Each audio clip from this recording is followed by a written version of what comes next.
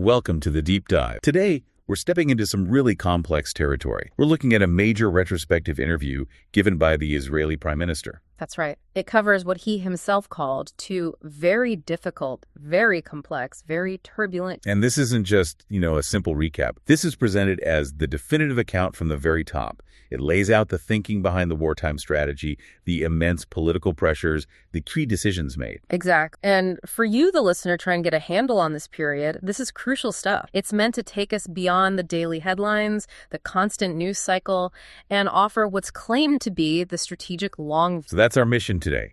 We're going to try and cut through all the noise, distill the really essential takeaways from this source material. We need to unpack the claims being made about these critical decisions. And many of these decisions, it seems, went against the initial advice from security figures, from the military establishment. That's a key part of the narrative. Definitely. And we really need to anchor ourselves in the central claim that shapes this entire retrospective. The Prime Minister is asserting that just 2 years ago, Israel was facing, an existential threat, a genuine threat to its survival. Ayum Kiyumi, as it's termed, a threat to existence itself. But the claim isn't just about survival. It's that the country actually emerged stronger. It apparently climbed from a real low point, Bir Amikta, to a high level, Igorama. Becoming, in their words, a matzama olamit, a global power. That's the asserted trajectory, from the brink of collapse to global power status. Quite a claim. It really is. And that's the framework we need to examine today, looking closely at how this retrospective supports that narrative. Okay, so let's start unpacking this. First off, the name chosen for the conflict itself is pretty significant. The decision was made to formally propose naming it Milhemet HaTkuma. The War of Resurrection. Exactly. That's heavy language. It's loaded with meaning. Oh, absolutely. It's incredibly deliberate. Choosing that name is an act of shaping the historical narrative right from the start. Resurrection obviously implies, a near-death experience, followed by this national rebirth, a revival. So it directly reinforces that initial claim we just talked about, the existential threat, the Ayom Kiyumi. Precisely. It frames the outcome as a fundamental turnaround. And the sources go on to claim that this conflict didn't just change Israel, it changed the entire face of the Middle East, something the PM apparently predicted very early on, almost right after the initial disaster struck. Right. And this narrative of transformation, this journey from the lowest point to becoming a global power, it's presented very structurally. It's broken down into 3 specific pillars, almost like a formula for success. Yeah, it's quite fascinating how they lay it out. And these pillars, they distribute the credit, let's say. They're not all the same type of factor. Okay, so what's the first pillar? The first one, quite rightly, is the nation's strength and sacrifice. This focuses on, the soldiers, the commanders, their courage, their heroism. It acknowledges the fallen, the wounded. And the home front, too. Absolutely. The massive support from the nation, the reservists pouring in, the families holding everything together. It highlights that fundamental resilience of the people that's pillar. Makes sense. You have to start there. But pillar 2 shifts focus dramatically. It does. It shifts right to the top. Pillar 2 is government decisions, specifically the correct decisions made by the government under his leadership. Okay, so that's a very direct claim about leadership quality being a key factor. It sort of preempts criticism about potential wartime mistakes, doesn't it? Exactly. It positions the prime minister's judgment and the government's actions under him as a critical, quantifiable ingredient in the success. All right. National strength, government decision. What's the third pillar? This one seems a bit different. It is. Pillar 3 is the Trump relationship. The retrospective places significant weight on the unique personal connection and the specific aid received from President Trump. Particularly in the later stages of the war. Yes, what's described as the second half. This personal relationship is elevated to a core pillar of... Wow. Okay, I have to pause there for a second. Because placing the collective sacrifice of soldiers and the nation alongside a personal relationship with a single foreign leader, that's quite a juxtaposition. Does the source explain why these are considered sort of strategically equal? Well, the implication or the argument presented is that this relationship provided absolutely crucial external leverage and material support, too, at really critical moments. The idea being that without Trump's backing, the other 2 pillars, the national effort and the government decisions, might have crumbled under international pressure. That seems to be the core argument. It really highlights the PM's view, perhaps, that modern conflicts are won not just on the battlefield, but also in the halls of power in places like Washington through personal diplomacy. So it's a blend. Military strength, political judgment, and this vital external partnership. That's the claimed recipe. And this recipe, this combination, is what supposedly allowed them to reshape the Middle East, which leads directly into their stated strategy. Which involves both peace and force. Exactly. The phrase used is extending a hand for peace, shalom, while simultaneously holding the sword of David, Sharev. So projecting strength as the basis for any future. Precisely. The message is clear. We can only pursue peace and maintain our security from a position of undeniable strength. No room for complacency. That's the declared path forward. Okay, so moving from that narrative of resurrection and the pillars of success, let's talk about the end state. The interview delves into whether the war is actually over, especially concerning Gaza and, of course, the constant shadow of Iran. Right. Regarding Gaza, the message in the retrospective is pretty uncompromising. The war, it states, will only be truly over when the conditions of the agreement are full, comprehensive. And it breaks this down into two specific phases. Yes, two distinct phases. And the claim is that neither can be compromised on. Phase A is the immediate overriding humanitarian goal, the return of all the remaining hostages. And the source emphasizes this is an ongoing effort. Very much so. The PM apparently stressed that they're working on this, even in these moments. And crucially, any agreement has to be fully implemented. No half measures, no settling for less than everyone back. That's phase A. Okay.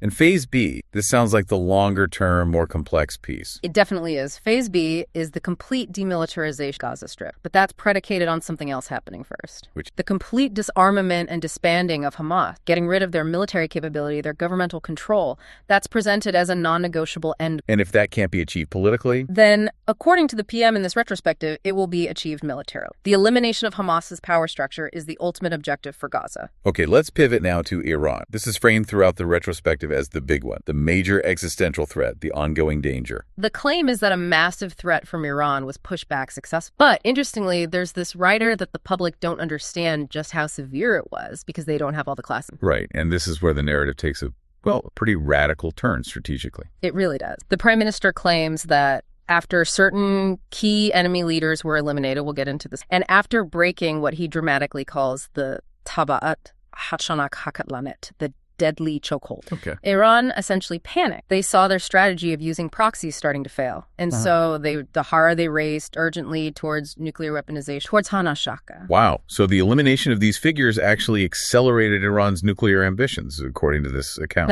They felt vulnerable, so they dashed for the ultimate. And the timeline presented is chillingly. Oh, sure. The PM claims that without Israeli intervention at that point, Israel would have faced existential danger from a few atom bombs within a few months. So this frames the subsequent actions against Iran not just as counterproliferation, but as immediate emergency crisis management to prevent imminent annihilation. Exactly. But here's where the analysis gets really, really interesting. It's about the strategy against Iran. It wasn't just about hitting physical targets. What else was it about? It was about eliminating knowledge, not just material. This is a crucial point in the retrospect. The prime minister directly challenges the conventional thinking that you can't really treat knowledge, that you can't eliminate intellectual capacity. How does he claim they did that? The source asserts the strategy explicitly involved not just attacking nuclear facilities, but also deliberately targeting senior Iranians. Targeting the actual people who possess the knowledge. Yeah, the implication is profound. Traditional counterproliferation, it focuses on the hardware centrifuges, heavy water plants, stockpiles of material. The physical stuff. But here, the claim is they eliminated dozens of these senior figures, the ones holding the intellectual capital, the unique know-how to actually build the bomb. So the argument is they didn't just delay the program by destroying equipment, they actually set it back more permanently by removing the human expertise. Yeah. Attacking the knowledge itself. That's precisely the assertion. A direct attack on the intellectual core of the program. It's a potentially game-changing claim about counterproliferation strategy, if true. Still, even with that claim's success, the warning is stark. The threat isn't gone. Not at all. The PM uses a very powerful, very dark metaphor. Iran is like cancer. Meaning it can always come back. Exactly. He says even if you remove the main malignant tumor, Garrett metastasis always requires constant ongoing vigilance. He apparently even discussed this idea of a chronic recurring threat with President Trump. So even a major success against the program, in this view, only buys time. It doesn't end the fundamental threat. That's the mess. Perpetual vigilance is required. It's never true. Okay, so this brings us nicely to some of the foundational strategic decisions made right at the very beginning of the war. According to this retrospective, these early calls really shaped everything that followed. And we're talking about decisions where the prime minister apparently overruled initial advice from the security establishment. That's right. Two critical moments are highlighted. The first one fundamentally altered the scale of Israel's response, the decision for immediate, full mobilization of the reserves. Right. The initial attack happens, the military leadership convenes. Yeah. What were they proposing initially in terms of call-up? Well, according to the source, the initial proposals were much more conservative. They were talking ranges like 50,000, maybe 60,000, perhaps up to 100,000. Okay, that's still significant, but nowhere near what eventually happened. Exactly. The prime minister apparently saw things differently from the outset. He claims he viewed the initial attacks not just as, a Hamas operation confined to Gaza, but as the opening shot of a much wider war. A war against the entire Iranian axis, Hakatzir Hairani. So his perspective was immediately regional, not local. That's the claim. And based on that assessment, he countermanded the initial proposal. He reportedly said, mobilize everyone. And that resulted in? That resulted in 400,000 reservists being called up almost overnight. 400,000. That's an absolutely massive number for a country Israel's size. The societal and economic impact alone must have been huge. Immense. But the rationale provided is purely strategic. Mobilizing 4 times the number initially suggested sent a powerful signal. A signal of readiness for escalation. Exact. Readiness for a multi-front war, particularly looking north towards Lebanon. It aimed to create overwhelming deterrence and capacity from day one. It fundamentally shifted the scope of the conflict in Israel's planning, from counterterrorism to a potential regional war against an entire axis. Okay, so that's the first major strategic call highlighted. Massive mobilization. What was the second one? This one sounds perhaps even more critical. It is. The PM himself, in this retrospective, apparently calls it arguably the most important decision of the entire war.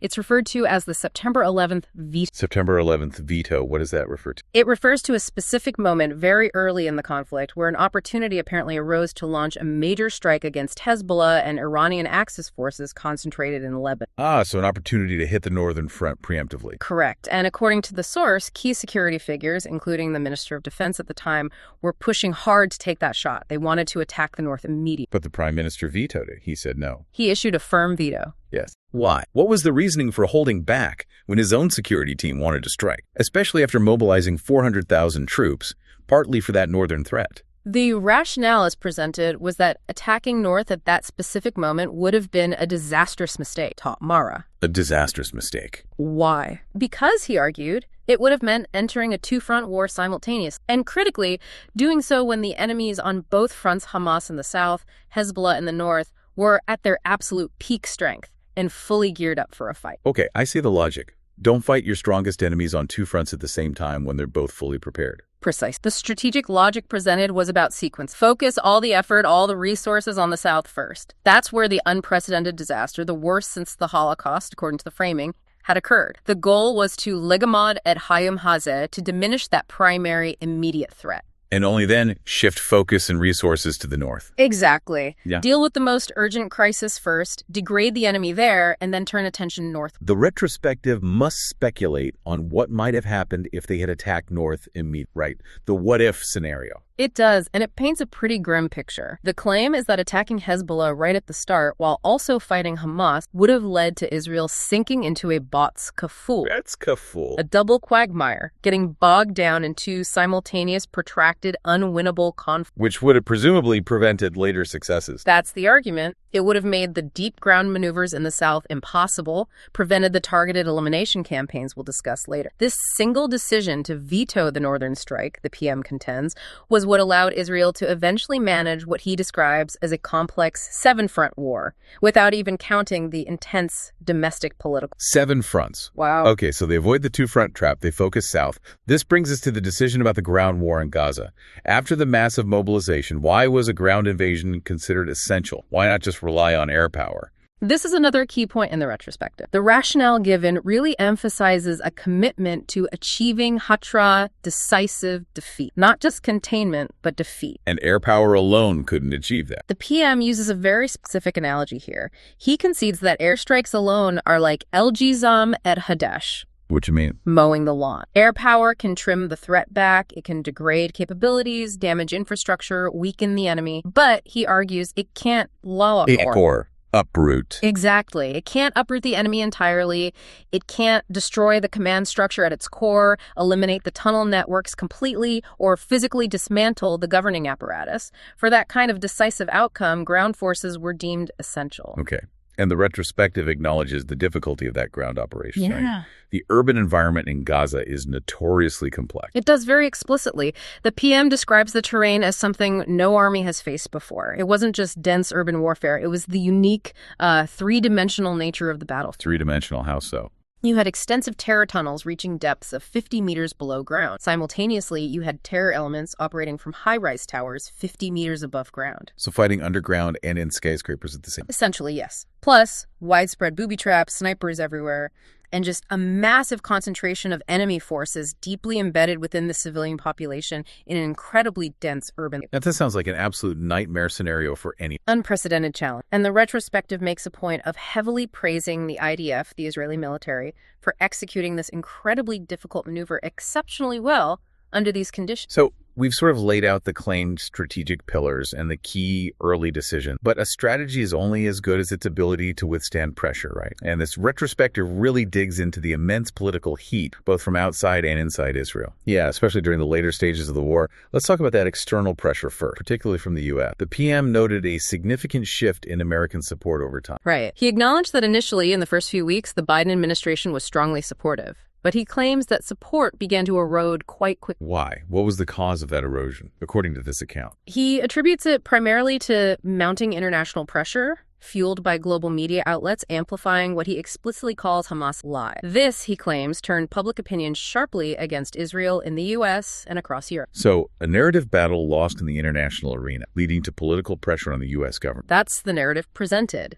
And this growing isolation led to, well, pretty extreme political coercion from the U.S. administration aimed at getting Israel to halt the war. Even after some successes, like hostage rescues. Yes, that's a point emphasized. Even after over 100 hostages were reportedly rescued through a combination of military pressure and political maneuvering, the pressure to stop didn't relent. It actually intensified, coming to a head over the planned operation in Rafah. That became a major point of contention. What form did the U.S. pressure take specifically regarding Rafah? According to the Prime Minister's account in this retrospective, it culminated in a direct threat of a complete arms embargo. A full embargo from the U.S. Yes. The warning was apparently stark. Israel would stand alone and would be cut off from American weapon supplies if they proceeded with the Rafah operation. That's about as heavy as diplomatic pressure gets between allies. Absolutely. That's an existential threat in its own right for Israel's military capability. How did the PM respond to that threat? This is presented as a moment of high drama, a direct confrontation. The PM recounts his specific words to President Biden. What did he say? He reportedly said, "Joe, you are the president of the United States. I respect that, and I am the president of the only state the Jewish people have,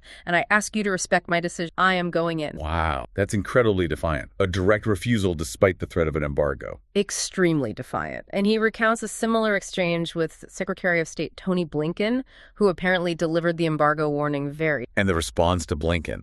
Equally defiant. The PM reportedly told him, "Tony, we will fight with our fingernails, but we will fight." Fight with our fingernails. Yeah. What was the driving force behind this absolute refusal to back down on Rafah, even under such extreme pressure?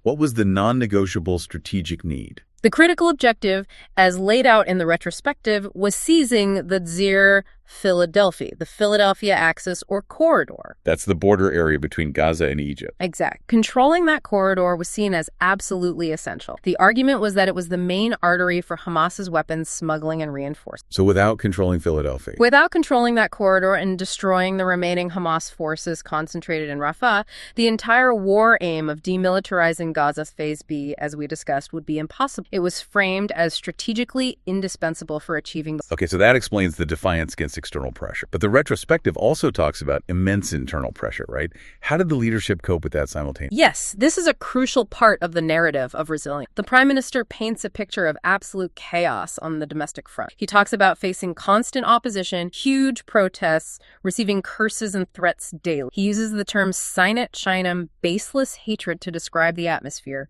Sinat Chinam. That's a term with deep historical resonance in Jewish history, often linked to periods of internal division and national catastrophe. Precisely. And he leans into that historical context very heavily, using some incredibly provocative comparisons to delegitimize his domestic critic. What kind of comparison? He compares his opponents to the Erev Rav. The mixed multitude from the Exodus story. The ones who supposedly stirred up trouble against Moses in the desert. Exactly. Those who reportedly wanted to abandon the journey and return to slavery in Egypt. He also compares critics to the Sorfei Hassam, the burners of the stores, figures associated with internal fighting and destruction during the siege of Jerusalem, prioritizing factionalism over collective survival. Wow. Those aren't just political disagreements he's describing. He's framing domestic opposition as echoing historical moments of existential betrayal, of internal rot leading to national disaster. Absolutely. It's powerful rhetoric designed to cast opposition not just as wrong, but as dangerous, as historically treacherous. And adding to this sense of being under siege from all sides, the retrospective explicitly mentions the International Criminal Court, the ICC, issuing an arrest warrant against him during. So, intense international pressure, an arms embargo threat from the main ally, domestic chaos framed as historical betrayal, and an ICC warrant. How does he claim he managed to stand firm against all that? He attributes his ability to withstand this immense pressure to two main factors. The first was, in his words, knowing the stakes, meaning he was utterly convinced that stopping the war prematurely, even when the army was deep inside Khan Yunis, for example, would mean the absolute end of Israel as they knew it. He saw it in truly apocalyptic. Yeah, he paints a specific nightmare scenario. If they stopped then, Hamas leader Sinwar would emerge as a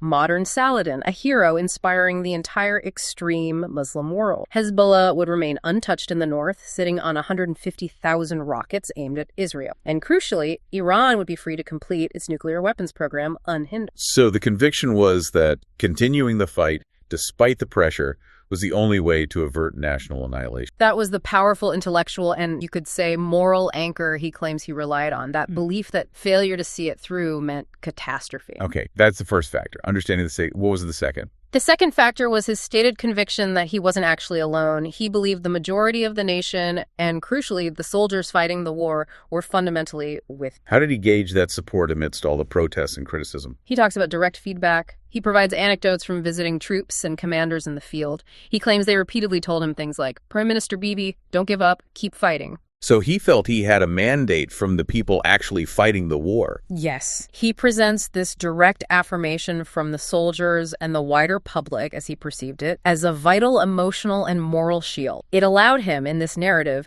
to withstand the hostility from political opponents and the pressure from abroad.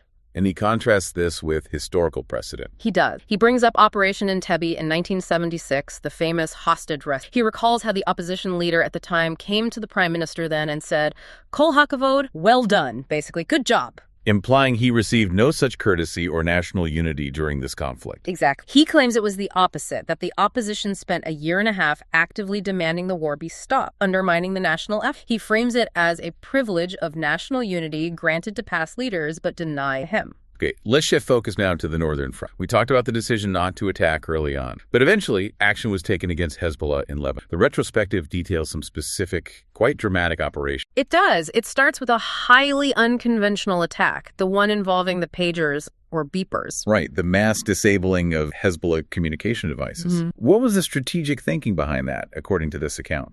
It wasn't just about disrupting communications. It was intended as a psychological blow, a sort of shock and awe strike shakad, is the term used. The goal being to knock the enemy completely off balance, to create massive demoralization right before the main military campaign in the north was potentially set to begin. Soften them up psychologically. But this operation wasn't without risks, was it? The source mentions a time crunch. A major. The operation apparently had to be rushed. Intelligence came in indicating that Hezbollah had actually sent some of the pagers to Iran for checking about a week earlier. Which created a serious risk of the whole thing being exposed. A leak. A huge leak risk. If Iran found the vulnerability, they'd warn Hezbollah, and the element of surprise would be gone. The whole operation compromised. So they were literally racing against their own intelligence potentially getting out.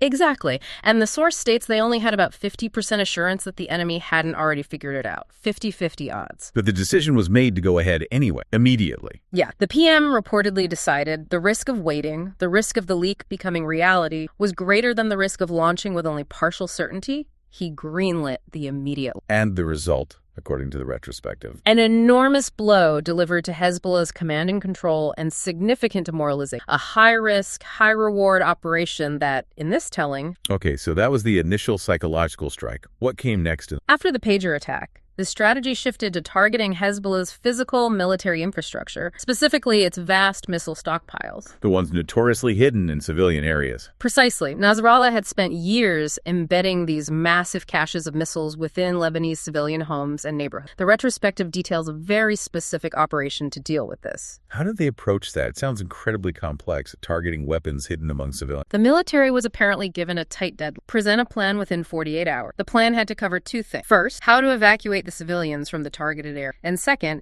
how to then strike the houses containing the missile cache. 48 hours to plan civilian evacuations and precision strikes on hidden targets across multiple locations. That's an incredibly demanding timeline. But the claim in the retrospective is that the military delivered. They presented the plan, it was approved, and they And the outcome? According to the source, the military liquidated most of this stockpile accumulated over years in 6 hours. 6 hours. Wow. That suggests an extraordinary level of intelligence, planning, and execution capability, if accurate, combining humanitarian evacuation with rapid, widespread strikes. It highlights that combination. Meticulous intelligence, stated concern for civilian evacuation, and then the application of overwhelming, precise air. Okay, so pagers, then missile cache. This leads to the biggest move in the north, described in the retrospective, the decision to eliminate Hezbollah's leader, Hassan Nasrallah. Yes. This is framed as targeting the axis of the axis. The axis of the axis. What does that mean? Why was Nasrallah suddenly elevated to that status? The intelligence assessment, as presented here, was that Nasrallah had evolved beyond being just a powerful Iranian proxy. He had become a central coordinating figure, perhaps even replacing someone like Qasem Soleimani. So he wasn't just leading Hezbollah, he was actively driving the entire Iranian regional system, maybe even influencing decisions back in Tehran. That's the claim, that he'd become the indispensable linchpin, the axis of the axis, and therefore removing him was deemed critical to disrupting and breaking that entire regional chain of command. Taking him out wasn't a simple decision, though. The PM acknowledges there was debate within the cabinet. Yes, he mentions encouraging dissenting views, and two main concerns were raised by those who were hesitant about strike. What were those concerns? The first was straightforwardly fear of retaliation, specifically that Iran might respond with a massive, unprecedented missile barrage, a major escalation. Okay, that's a serious risk. What was the second concern? The second was diplomatic and political. Some argued they had to inform the Americans before taking such a significant action, given the potential for regional instability and the need for coordination with their main ally. Inform the Americans first. How did the Prime Minister respond to that point? He apparently rejected it outright, vetoed the idea immediately. Why? Why refuse to coordinate with the U.S. on something so potentially escalating? His stated rationale was extreme operational security. He reportedly said, and this is a direct quote claimed in the source, telling the Americans is like telling Nasrallah it will leak within 5 minutes. Wow, that implies a deep level of mistrust regarding leak, even within the highest levels of the U.S.-Israel relationship at that moment. It certainly suggests that. The argument was that informing the U.S. would inevitably compromise the operation, alert Nasrallah, and make the strike impossible. Strategic independence and absolute secrecy were prioritized above Allied coordination. This specific. The timing of the final decision and the strike itself is also presented very dramatically in the retrospective. It really is. According to the account, the final go-ahead was given by the Prime Minister over a secure phone line while he was literally on the plane flying to New York to address the United Nations General. He gave the final order from the plane. Yes, and the strike itself was launched just moments before he actually stepped up to the podium to deliver his speech at the UN. That's incredible. It underscores the urgency, the secrecy, and the high-stakes nature of that entire operation, embedding it within a major diplomatic moment. Exactly. It paints a picture of critical decisions being made under extreme time pressure and with maximum confidentiality. We've covered Gaza and Lebanon in detail, but the retrospective also touches briefly on other strategic fronts before getting to the end. One mentioned Syria. Right. The PM noted that Israel currently controls, or did at the time of the interview, significant territory in southern Syria. What's the stated goal there? The long-term objective described is primarily about securing the border. They aim to reach some kind of agreement with the Syrian regime, whoever that, or become for the demilitarization of southwest Syria, the area close. So creating a buffer zone through agreement, essentially. That seems to be the goal. But interestingly, the retrospective also adds specific humanitarian dimension to Israel's presence there.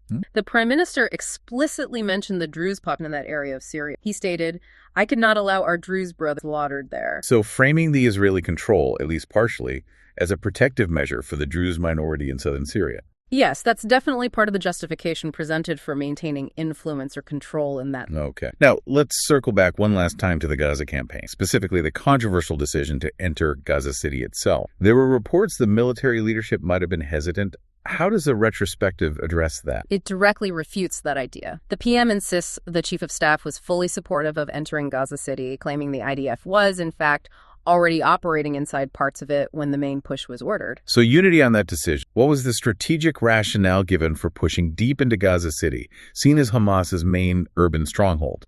The argument ties back directly to the hostage. The PM stated that historically in this conflict, significant hostage releases only ever followed intense military pressure on. And Gaza City was seen as the place to apply that ultimate pressure. Exactly. It was described as Hamas's last true fortress, the place where their remaining senior commanders were holed up, where the major tunnel hubs converged, where their core governmental and military infrastructure remained intact. So the goal was to corner them completely. Yes. The phrase used was lahavi et hasakin letzavar, Which translates to bring the knife to the throat of the enemy, to create such overwhelming military distress, such pressure on the leadership hiding there, that it would force them to negotiate seriously and release the remaining maximum military pressure to achieve the hostage release objective. Okay. And this final military push seems to have been linked to a broader political strategy as well, an isolation strategy. Very much so. The retrospective talks about a coordinated plan developed with specific. It explicitly mentions names like Jared Kushner, Steve Mnuchin,